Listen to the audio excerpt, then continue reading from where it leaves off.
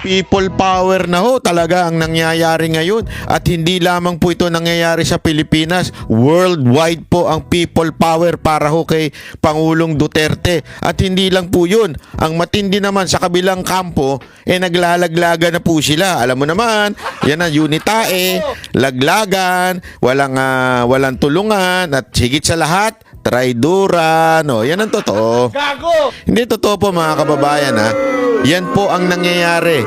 Sa kampo ng mga Duterte, united ang mga kababayan natin kahit yung mga OFW organization. Kasi alam mo mga kababayan, medyo sakit na nating mga Pilipino ito, lalo na yung mga OFW natin. Alam nyo yan, na meron talagang minsan kiskisan among OFWs, even if pareho sila ng pinaglalaban, nagkikiskisan. Pero ngayon, nag-unite for one cause, which is bring back Duterte, di ba? Pero yung kabilang kubol, ano ginagawa nila? Ayun, pati yung kapatid nilalaglag, di ba? Ang lupit. Mamaya pag-uusapan natin 'yan, ha.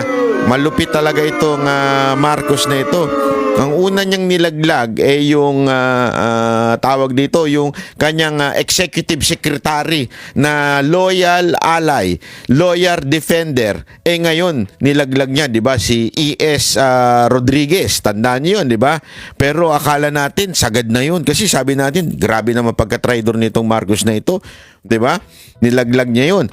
Pagkatapos naman niyang nilaglag 'yun, inilaglag naman niya yung kanyang partner. Sino? Si VP Sara Duterte. Di ba? Kita nyo naman kung anong nangyari. Pina-impeach. Pati yung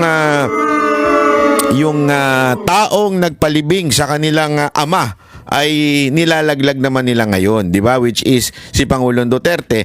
Nalaman natin through the hearing that there was no red notice. Sa madaling salita, we are not even obliged. Even nga may red notice, we are not obliged to give o to send PRRD right away sa The Hague. Pero ano ginawa nila? Yun po dahil sa kagustuhan nitong ni Bongbong Marcos, dinala ho kaagad-agad sa The Hague. So nilaglag na naman po nila mga Duterte, di ba ho? And last not but the least, ika nga. Ha? Nilaglag naman niya ngayon yung kapatid niya. Di ba? Pag-uusapan natin yan, unya-unya. Ganyan no ka, ewan ko kung ano matatawag mo pa ba? Tao pa ba yung ganyan? Tao pa ba yung ganyan? O sadyang, ewan ko, ayoko naman sabihing sabog pero hindi ko alam kung anong klaseng ugali yan, kung anong ugali yan. Marami naman kasi ibig sabihin ng sabog mga kababayan. Hindi naman ibig sabihin adik. Hindi yun. Marami ibig sabihin ng sabog. Kunwari, ikaw, bagong gising ka. Di ba? Ang gulo-gulo ng isip mo. Ang gulo-gulo. Hindi ka para bagang hindi ka makakilos ng tama. Yun, pwede kang tawaging sabog ka na naman. O kaya naman, pag nakainom ka, pwede rin yun. Di ba? Hindi ibig sabihin ng sabog, adik ka agad. Bahala na kayo mag-isip. Pero para sa akin, hindi ibig sabihin ng sabog ay adik. Maaaring ikaw ay wala sa ulirat, ika nga. Wala kang hindi mo alam kung ano yung mga desisyon sa buhay mo. Kaya ang gulo-gulo mo. Kaya nga sabog Sabog yung desisyon mo. Kasi nga magulo ka, ika nga. Ganun ang dating nun. Pag-usapan na ho natin, bakit ko ba nasabing meron na bagang people power? Bakit ko ba nasabi yon? Kasi mga kababayan, talagang matindi ang nangyayari worldwide. Kung susunod po kayo, titingnan nyo po yung aking Facebook account na Pyron Cristobal. That's my real name. At nandun naman yun, naka blue check yun, tapos may nakalagay doon, Banat Bay. Pag tiningnan nyo po yun sa Facebook, i-follow nyo na po ako, Byron Cristobal. Pag tiningnan nyo doon, sineshare ko yung mga nangyaring event ngayong araw na ito. It is really overwhelming. To the point na, paano nangyari ito? As in, people were amazed. People were shocked. Even foreigners are really shocked.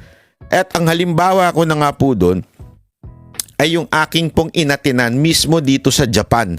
Alam mo, nung una, medyo, walang biro ito. Hindi ko lang sinasabi pero meron akong doubt na. Kasi last week lang, nag-rally na ho sila yung umuulan. Maraming tao na nun. As in, marami na. Sabi nung kaibigan ko, kasi si kaibigan ko si Bojo Sinasabi niya nga sa akin, napakaraming tao na noon nung umuulan na yun. Nandun din siya. Tapos sabi ko, naku, aatin pa kaya yan? Kasi tandaan ninyo, ang mga OFW, yung holiday o yung tinatawag na day off nila, precious yan eh. Alam ko yan kasi naging OFW ako sa Middle East eh. So yung pag sinabi mong trabaho ka. Nakalimutan ko na kung anong araw ang day off namin doon. I think Monday ata yung day off namin doon kasi Thursday and Friday yun yung big time. May show, di ba? So ang alam ko noon, Monday. So looking forward kami noon na magma-Monday na, day off na. Diyan na ako maglalaba. Diyan na ako magsha-shopping. Diyan na ako pupunta doon sa pasyalang gusto kong puntahan. Yan ang OFW, yan ang buhay ng OFW eh. Marami tayong gusto mong pumunta, tumingin ng isang gamit, doon ka i-prepare mo na yun eh, yung day off mo na yun. Kaya nasa isip ko, 2 day off na isasakripisyo ng mga OFW dito sa Japan kasi mantakin mo, 'di ba? Hindi sila nag-day off nung lakaran, nag-rally pa sila. Ang haba naman ang rally dito, hindi mabilisan, mahaba. Nagkataon lang kanina maikli kasi nabigla yung pulis. Nagagalit yung pulis sa amin. Kasi nga, ang expected lang, hundreds lang. Sa tingin ko, umabot ng 1,000 yung naglalakad kanina. At talagang naparalyze yung Shibuya. Alam mo, ako nga yung nahihiya. Kasi dito mga kababayan, ang konteksto sa Japan, dito people are courteous. People are embed na sa puso nila yan at sa isip nila na hindi ako makakaistorbo ng kapwa. Mula bata hanggang paglaki yan ng training ng mga Hapon. Kaya nga kung papansin niyo, lagi kong pinopost yan. Isa sa mga na-enjoy ko dito yung coffee shop. Kasi ang coffee shop dito, coffee shop talaga. Hindi yung sa Pilipinas, yung coffee shop parang ginawang palengke na tinatambayan ng ingay-ingay, nagchichikahan. Dito hindi, ang coffee shop, pupunta ka doon mag-isa, magbabasa ka. O di kaya may magko-computer ka. Yung talagang walang ingay. Pag nagsalita ka doon, medyo mapapatingin sa'yo yung tao kasi parang ang bastos mo naman. No? Nandito para matahimik. Sa tren, ganun din, tahimik. Kahit nga po paglasing ka Paglasing ka, yung mga tao dito talagang nakayuko lang, nakaganon lang Sa atin, paglasing ka, parang siga ka di ba? Paglasing ka sa Pilipinas, parang pagmamayari mo yung bar. Ano yan? Pilipinas, bahay na yan. Bili mo itong ito. Dito hindi ganun. Pagka dito, maingay sila dun sa table mo, kayo. Pero pagkatapos puro ganun pa rin lasing na yan Kasi nga, ang nila dito, huwag kang makakaistorbo ng kapwa mo.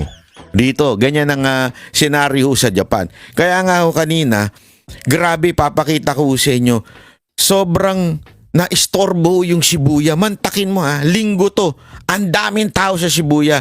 Tapos itong mga Pilipino naglalakad paikot-ikot. May dala-dala. Tapos sumisigaw. Ayaw pa naman ng mga Hapon yan yung sumisigaw. Ayaw nila yan kasi maingay. Pambihira, non-stop yung Duterte, bring back home Duterte. Mga ganun. Ako nga, gusto ko na sumayaw kanina nahihiya lang. Ako medyo ako kanina Para sa mga kababayan natin nandito kanina, medyo nahihiya ako kanina kasi alam ko yung kultura ng mga Hapon hindi ganito Hindi yung maingay. Pag nag-rally sila, ewan ko, parang may prayer rally. Parang ganun sa kanila mag-rally. Diba, pag nangangampanya sa kanila, tahimik lang. Ganun lang wala na yung sa atin palaman. Duterte. Ganun parang iskandaloso, di ba? Kanina mga kababayan, para mas ma-imagine niyo yung nangyayari. Ipapakita ko sa inyo, Eto, hindi ko naman in-edit na to kasi wala na akong time mag-edit. Basta pinatche ko na lang. Tingnan ninyo kung gaano na antala ang trapiko ng Shibuya. At saka ng paikot yan paikot. Ito. Saan na yan?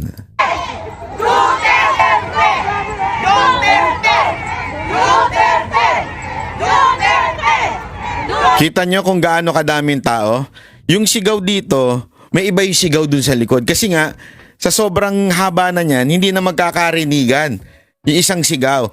Ang ano dyan, kaya ginawang marcha-marcha yan. Kasi doon dapat kasi sa Hachiko yan gagawin. Alam mo yung sa Hachiko, yung aso na estatwa doon sa Shibuya. Kaya lang, pag inilagay mo yan, wala. Wala. Siguradong magulo. Overflowing doon sa statue. Kaya inilipat sa malapit na park. Tapos nung inilipat sa malapit sa park, bawal naman mag-stay doon kasi maliit din yung park. So sabi, maglakad na lang. Sige, maglakad. Si Banat Bay pa naman. Medyo matanda na, masakit na ang mga kalyo-kalyo, mga tuhod-tuhod. Kaya nung lalakad na yan, grabe ho yan. Duterte! Duterte!